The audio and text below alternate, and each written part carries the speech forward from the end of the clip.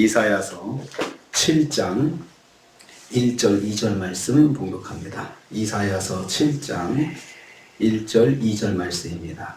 같이 봉독합니다. 우시아의 손자여 요담의 아들인 유다의 아하스 왕 때에 아람 왕 르시 르말리아의 아들 이스라엘 베가 왕이 올라와서 예루살렘을 쳤으나 능히 이기지 못하니라.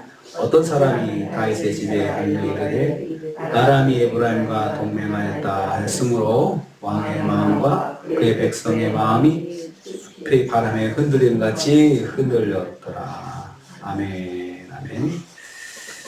오늘 말씀은 이스라엘과 아람의 동맹군으로부터 유다가 공격을 받게 되었을 때 큰 두려움에 쌓였다는 것을 내용으로 하고 있습니다. 유다가 동맹군의 1차 공격을 잘 막아냈습니다. 1절 말씀 보면요. 북쪽 이스라엘은 남쪽 유다를 공격하기 위해서 아람과 동맹을 하였습니다.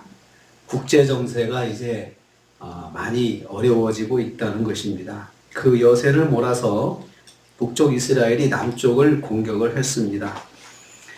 유다의 아하스 왕은 아람 왕 르신과 이스라엘의 베가의 공격을 받은 것입니다. 절대적으로 불리한 상황에서 전쟁을 맞이하게 된 것입니다.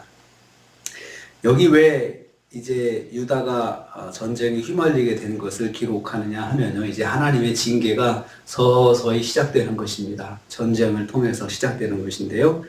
당시 국제사회는 아수르를 중심으로 재편되고 있었습니다. 아수르가 디글랏 빌레셀 3세의 지휘 아래 서남쪽으로 세력을 확장하게 되었는데요. 이에 아람이 이스라엘과 연합해서 이 아수르에 대항을 한 것입니다. 그리고 유다도 함께 동참하자 하고 그렇게 제안을 했는데 유다가 거절을 한 것입니다. 그러니까 괘씸해서 전쟁을 일으킨 것입니다. 지금 예루살렘만 남았다. 예루살렘을 쳤으나 능히 이기지 못했다. 베가왕이 쳐들어와서 이제 예루살렘만 남은 겁니다. 다른 지역들은 다 지금 점령을 했는데 예루살렘 하나만 딱 남아서 이제 바람 앞에 있는 등불처럼 참 위태한 상황이 된 것입니다. 그래도 예루살렘은 잘 막아내고 있는 것입니다. 하나님은 하나님의 백성에게 이 절망 속에서도 그 끈을 놓지 않도록 희망을 주시는데 그 예루살렘만 남게 하신 거죠. 하나님께서 예루살렘만 남게 하셔서 그 가운데서 뭔가를 생각하게 하시는 거죠. 우리가 이럴 때는 어떻게 해야 되나 이런 생각을 하면서 급하니까 하나님께 나가야 되는 거 아니겠습니까? 근데 지금 유다는 그런 생각을 못하고 있습니다. 두 번째로 이스라엘과 아람이 동맹한 사실이 알려졌습니다. 2절 전반 봅니다. 유다는 북쪽 이스라엘의 공격을 잘 방어를 했다고 생각했던 것 같습니다. 그런데 사실은 이스라엘과 아람의 동맹군이 있었음을 알려지게 된 것입니다. 잘 우리가 이겼다 했는데 나중에 보니까 이들이 동맹군이더라 라고 하는 사실이 알려진 거죠. 여기서 보면 다윗의 집이 알려졌다라고 했습니다. 이 유다 왕 아하스가 알게 되었다 이렇게 표현하지 않고 다윗의 집이 알려졌다라고 표현한 것은 배도의 길을 가는 아하스가 통치하는 유다를 아하스의 왕가, 아하스의 나라, 아하스와 그의 백성들이 알았다 이렇게 막 표현하지 않고 다윗의 집이 알려졌다라고 표현한 것은 깊은 의미가 있습니다. 하나님께서 지금 유다를 보호하시는 이유가 다윗과의 언약에 근거하고 있음을 상기시키고 있습니다. 그러니까 지금 이 유다 왕 아하스가 참 나쁜 짓을 많이 했어요. 하나님 떠나서 그러는 가운데 이제 그 연합군의 침공을 받아서 바람 앞에 있는 등불처럼 나라가 위태위태하고 있는데 이것이 지금 하나님께서는 다윗의 집과의 약속에 근거해서 지금 조금 남겨놓고 있고 보호해 주시고 있고 보존해 주고 있다라는 것을 말씀을 하려고 하는 것입니다. 하나님께서 사무엘하 7장 보면은요, 다윗에게 강성한 나라를 주시겠다고 언약하셨거든요. 그런데 거기에 조건이 있습니다. 하나님 말씀에 순종하는 삶을 살 때 그것이 되겠다고 말씀하셨는데, 그런데 지금 유다는 강성하지 못하고 있습니다. 그 이유는 다윗과 같은 신앙을 가지지 않고 있기 때문이라는 것을 상기시켜 주는 거죠. 지금 하나님께서 이스라엘이 남쪽 유다가 이렇게 위태한 상황에 빠져 있지만 그래도 보존해 주시는 것은 다윗과의 언약 때문에 하나님이 보존해 주시는 것이다.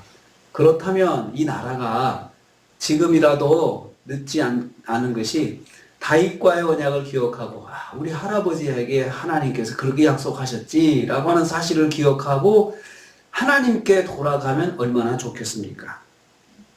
유다가 지금 받는 국가적인 고난은 믿음의 길을 떠났기 때문이다라는 것을 암시하고 있는 거죠. 다윗의 집과 다윗과의 언약이 지금 깨진 것이다 라고 말씀하고 있는 것입니다. 세 번째로 유다 왕과 백성의 마음이 흔들렸다 말씀합니다. 2절 후반부입니다. 동맹군의 침략이라는 사실들은 유다 왕과 그 백성들의 두려움에 사로잡혔습니다. 삼림이 바다의 바람에 흔들림같이 흔들렸다라고 했습니다. 아하스 왕이 두려움에 떨었습니다.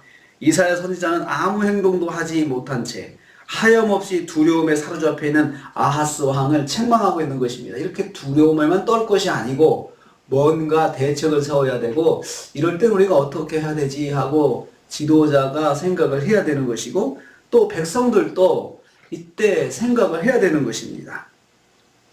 북이스라엘이 아람과 동맹해서 힘을 얻은 것처럼 유다는 하나님과 동맹해서 힘을 얻어야 하기 때문입니다.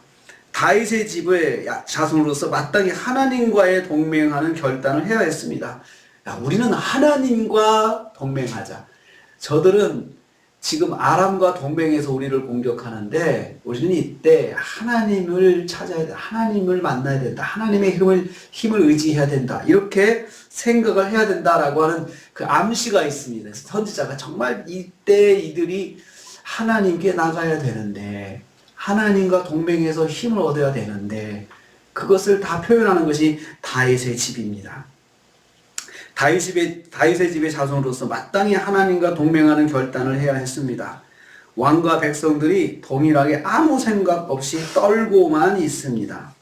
이 점을 선지자는 안타까워하고 있는 것입니다. 이렇게 떨고만 있을 것이 아니고 우리는 하나님께 돌아가야 되고 하나님과 동맹해야 되는데 왜들 이렇게들 떨고만 있을까라고 생각하고 있는 것입니다. 하나님의 백성은 절망의 상황을 만났을 때 하나님을 의지해야 됩니다. 그냥 다른 거 없습니다. 하나님께 바로 엎드려야 됩니다. 하나님 도와주세요. 하나님 이거 어떻게 해야 됩니까? 하나님, 저희들은 이 상황에서 아무것도 할 수 없습니다. 하나님께서 역사해 주세요. 라고 하나님께 엎드리는 것이, 하나님과 동맹하는 것이 하나님의 백성의 당연한 모습이 되는 것입니다. 오늘 우리가 또 한 주를 시작합니다. 우리가 무슨 일을 만날지 아무도 모릅니다. 그러나 분명한 것은 답이 있습니다. 우리는 무슨 일을 만나든지 간에 하나님께 엎드려야 됩니다. 그리고 하나님께 도움을 구해야 되고, 나의 도움이 하나님께로부터 온다라는 그 믿음을 가지고 무슨 일이든지 주여 하고 하나님을 찾아야 됩니다. 그럴 때 우리에게 소망이 있습니다. 이번 한 주간 무슨 일을 만나든지 간에 마음의 두려움으로 꼼짝 못하고 아무것도 못한 채 있지 말고 바로 하나님께 엎드려서 하나님을 의지하고 이번 한 주간도 승리하시는 저와 여러분 되시기를 주님의 이름으로 축복합니다. 주님 감사합니다.